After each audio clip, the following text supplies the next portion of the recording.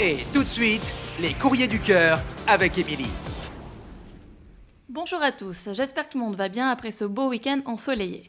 On va pas se mentir, ça fait du bien au moral, et je sais pas vous, mais moi ça me donne envie d'histoires de cœur, de déclarations et de baisers volés. On a toujours le droit de rêver. Il serait temps que cette période de merde, elle s'arrête, pour que les gens qui sont en dépression puissent enfin rencontrer du monde. Non, parce que je vous jure que c'est pas drôle du tout de ne rien vivre, parce qu'on rencontre personne. Donc, si vous avez quelqu'un à me présenter, on n'hésite pas. Il y a quelques jours, je disais à une amie que pendant cette parenthèse d'1 an qu'on est en train de vivre, les couples, ils avancent dans leur vie. Ils achètent ensemble, ils se fiancent, ils font des enfants, et on est super contents pour eux.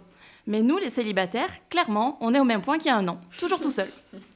Le mail auquel je vais répondre aujourd'hui, il est en adéquation avec ce que je viens de dire. Et à la fois, il est assez mignon, parce que cette fois, c'est Pierre qui m'a écrit pour sa meilleure amie Frédérica. Il se fait du souci pour elle parce qu'elle ne rencontre personne, et il voit bien qu'elle en souffre beaucoup. Du coup, il cherche des conseils pour l'aider à trouver la bonne personne. Pierre, ta démarche, elle est super mignonne, et je suis sûre que Frédérica, elle va être très touchée. Pour t'aider dans cette démarche, je vais te faire 2 réponses. 2 conseils, du coup.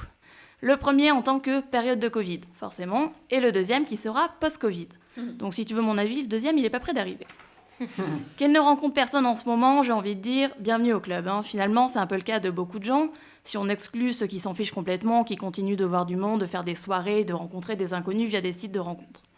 Après, c'est pas parce que la situation, elle n'est franchement pas propice aux rencontres qu'il faut se dire que c'est foutu. On n'est jamais à l'abri d'une belle rencontre surprenante. Donc déjà, on oublie le survêt et les tongs pour aller faire les courses, et on essaie d'être toujours sur son 31. Il faut pas qu'elle ait peur de sourire aux gens dans la rue, de répondre quand on lui parle, même quand c'est juste pour dire bonjour. Qu'elle se dise que chaque inconnu peut être celui qui lui fera vivre une belle histoire. Tu peux retrouver ce conseil en détaillé dans une de mes anciennes chroniques, les rencontres en temps de Covid. Finalement, je suis persuadée que si on continue d'y croire, ça finira par arriver, Covid ou non. Le deuxième conseil, c'est que dès que tout réouvrira, quand la situation sera apaisée, tu sais, ce jour lointain où on pourra à nouveau se sourire dans la rue sans masque, se toucher, se prendre dans les bras, refaire des soirées. On se souvient de cette époque ? On n'a pas l'impression d'avoir rêvé que ça existait un jour ? Enfin bon, quand ce moment reviendra, mon meilleur conseil, c'est qu'elle voie du monde, qu'elle voie ses amis, qu'elle profite quand ils invitent des connaissances à eux, et qu'elle n'ait pas peur d'être sociable, de parler aux gens, qu'elle fasse plein de choses, des nouvelles activités, et qu'elle dise oui à tout. C'est ce oui à tout qui l'aidera à rencontrer quelqu'un. Quoi qu'il en soit, Pierre ne désespère pas. Elle finira par rencontrer son plus un, j'en suis sûre. Il faut juste laisser faire le temps, laisser faire les choses.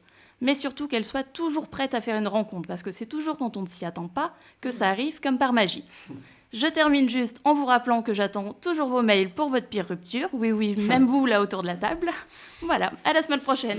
Merci à Émilie qui a réussi à nous caser d'anciennes chroniques. Ça, c'est pour faire monter les vues en podcast. Pour le écrire, c'est sur emily.pantouflexplosive@gmail.com.